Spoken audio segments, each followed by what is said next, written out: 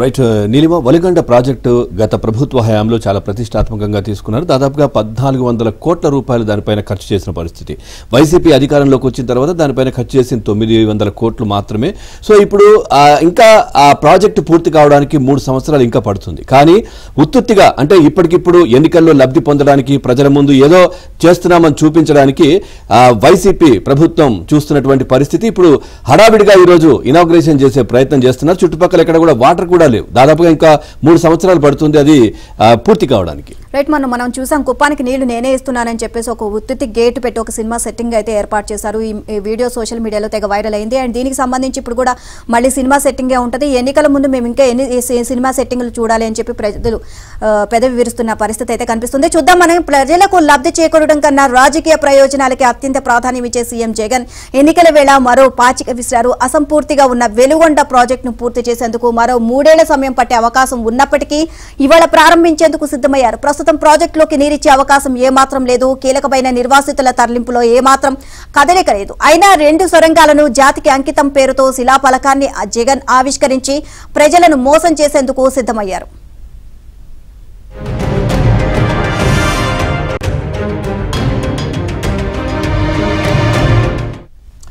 వెలుగొండ పూర్తికి ఇంకా 4000 కోట్లు వెచ్చించాల్సిన అవసరం ఉంది. నిజానికి తాము అధికారంలోకి వచ్చిన ఏడాదిలో వెలుగొండ పూర్తి చేసి నీరిస్తామని గత ఎన్నికల ముందు జగన్ పదే పదే చెప్పారు.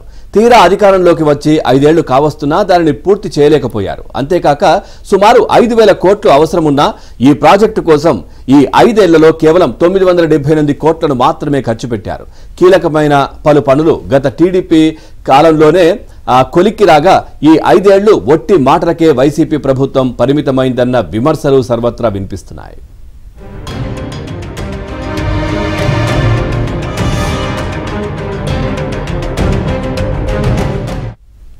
రెండు 2014లో టీడీపీ ప్రభుత్వం వచ్చే నాటికి వెలుగొండ ప్రాజెక్టు పనులు ఆగిపోయి 2 ఏళ్లు అవుతుంది. ముఖ్యమంత్రి చంద్రబాబు ప్రాధాన్య ప్రాజెక్టుల జాబితాలో వెలుగొండను చేర్చి ప్రత్యేక దృష్టి సారించారు. పోలవరంతో పాటు వెలుగొండ పైన తరచూ సమీక్షలతో పాటు ప్రాజెక్టును సందర్శించి వాస్తవ పరిస్థితుల ఆధారంగా కాంట్రాక్టర్లను మార్చి పనుల్లో వేగం పెంచారు.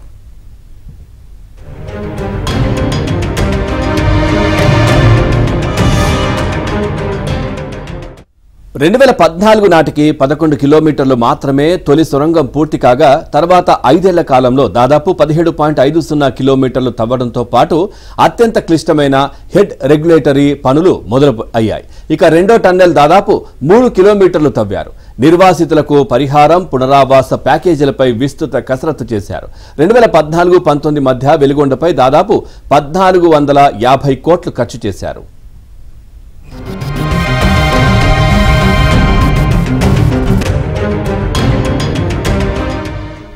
ఇక ప్రస్తుత వైసీపీ ప్రభుత్వం వెలుగొండపై ఆరంభంలో హడావిడి చేసిన అనంతరం తీవ్ర నిర్లక్ష్యం చూపింది. ఎన్నికలకు ముందు తాము అధికారంలోకి వస్తే ఏడాదిలో వెలుగొండ పూర్తి చేస్తామని జగన్ ఇతర వైసీపీ నేతలు ఊదరగొట్టారు. తీరా అధికారంలోకి వచ్చాక నిర్లక్ష్యం చేశారు. నిజానికి గత టీడీపీ ప్రభుత్వం ప్రత్యేక దృష్టితో చేసిన పనుల వల్ల వైసీపీ అధికారంలోకి వచ్చిన ఏడాదికే కొరవ ఉన్న తొలి సొరంగం తవ్వకం పూర్తయింది. తద్వారా తొలి సొరంగం నుంచి ప్రాజెక్టులోకి నీరు తీసుకునే అవకాశం ఏర్పడింది. నిర్వాసితుల తరలింపును వైసీపీ ప్రభుత్వం నిర్లక్ష్యం చేయడంతో అది వీలు కాలేదు.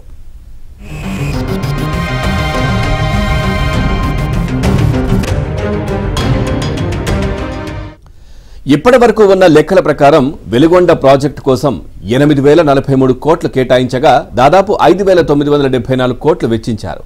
అందులో వైసీపీ ప్రభుత్వ కాలంలో చేసింది కేవలం 958 కోట్లు మాత్రమే. ఆ విషయం అలా ఉంచితే తాజాగా అధికారుల అంచనా ప్రకారం ప్రాజెక్టు వ్యయం అంచనా సుమారు 10,000 కోట్లకు చేరింది. అంటే ప్రాజెక్టు పూర్తికి ఇంకా 4,000 కోట్లు అవసరం. అయితే ఉందని చెప్పవచ్చు. గత ప్రభుత్వంలో వెలుగొండ ప్రాజెక్టు పనులు వేగవంతం చేశారు. పోలవరం ప్రాజెక్టుని సోమవారం అప్పటి సీఎం చంద్రబాబు పర్యవేక్షిస్తే వారంలో ఒక రోజు వెలుగొండ ప్రాజెక్టు పనుల మీద కూడా ఆయన పర్యవేక్షణ చేశారు.